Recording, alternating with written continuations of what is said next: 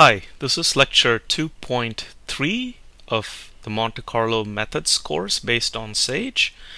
We were looking at how to define functions as procedures in the previous video, and in this cell we were supposed to fix an indentation error by having the same number of white spaces, and then you were going to evaluate the next cell. We just evaluated the next cell, and that just brings up a plot of the function myfunc of x, where the argument x is here and the left and the right endpoints of the function values are given to the argument. So we go from -20 to 20 and we get this beautiful blue plot of the function x squared plus 2. Now the simple plot command hides what's really going on under the hood. So before we understand the fundamentals of plotting, let us get a better appreciation for the ordered pairs x, f of x that make up the blue curve in the plot above. So we'll do this by a Sage interact.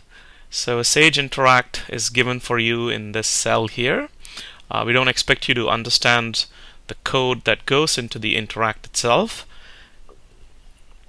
So when you evaluate the cell, you'll see a plot of our function below. So let's go ahead and evaluate the cell. And what the interact is trying to show you is that if your input argument is 3, then the corresponding ordered pair is shown here in red. And that point is the ordered pair 3, 11, because 11 is again the image of x squared plus 2, which is 3 squared plus 2, which is 9 plus 2, which is 11. So now if you change the input argument to say 5 and reevaluate, then you will get the ordered pair 5, 27. And if you make it 15, for example, you're going to get the ordered pair 15, 227, which is plotted up here.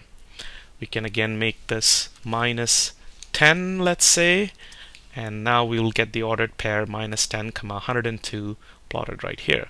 So the point of this interact is for you to realize that when you call the plot command, Sage makes up this blue curve and displays it to you by somehow picking a whole bunch of ordered pairs between -20 and 20 and connecting them using this blue line. That's called an interpolation, and you'll learn more about this further below in this worksheet.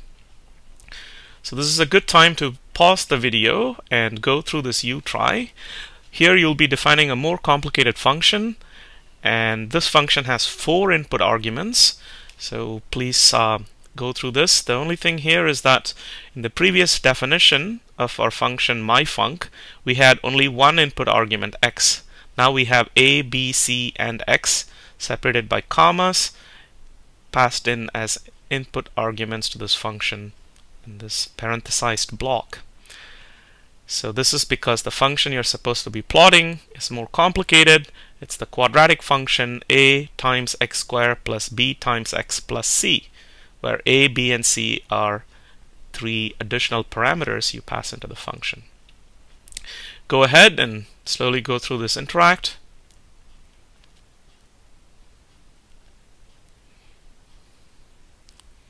When you're finished with the interact from example 1 above, and you're also finished with the U-try, let us look at example 2. Example 2 is about mathematical functions. So many familiar mathematical functions such as sine, cosine, log, exp, and so on are already available directly in Sage as built-in functions. Okay, so these are functions that have been already built in for you in Sage, and you can simply just use them. So here we are printing the string sine of pi prints as, and the actual value sine of pi. Remember, pi is actually a mathematical constant predefined in Sage. So when I evaluate it, I get sine of pi prints as 0. Similarly, in this next cell, we are now printing lots of other functions that are available. So for example, we're printing cosine of 1/2, and that prints as cosine of 1/2, as shown here.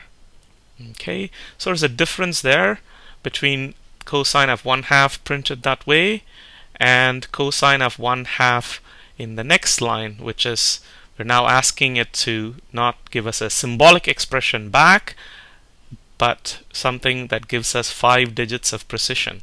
That's why we have a dot n of digits equals 5, and the output of the second line is this. So that is nothing but cosine of 1/2 with 5 digits of precision. So please go through this interact. Float is actually a type, so sometimes we will want to have the output of cosine of 1/2 as a floating point, and float of cosine of 1/2 is output as 0.87758256189. Okay, so please go through all of these print statements carefully. Here's an interesting one. Here you're asking what is the exp or exponential of 2 times pi times e, and e is now an Euler constant. So you can pass in an entire expression as input to the exp function, or cosine, or log if you want.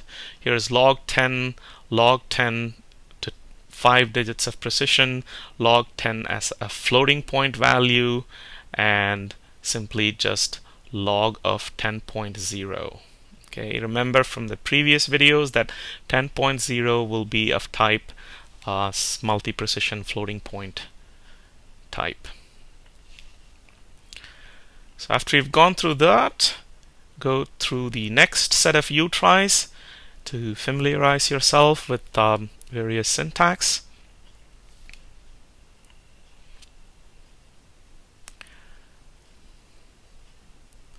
In the next video, we'll talk about collections in Sage.